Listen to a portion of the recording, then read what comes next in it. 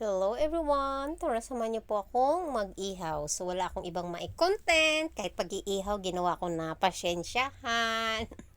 Sana magustuhan nyo. So iyan na po, nag-ihaw ako. Then, gumagawa din po ako ng salad. Yung simple lang naman na salad. Papakita ko rin sa inyo. Ang ginawa kong salad is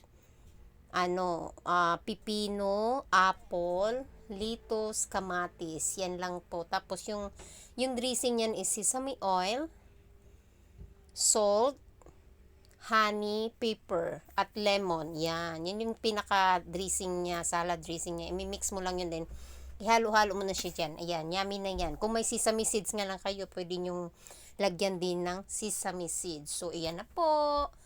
Ayan, thank you for watching everyone. Sana na-enjoy nyo ang aking video. Wala po akong ibang magawang content. Ito na lang.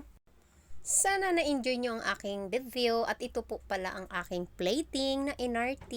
Ayan, pagtyagaan nyo na po ang aking content ngayon. See you in my next video everyone.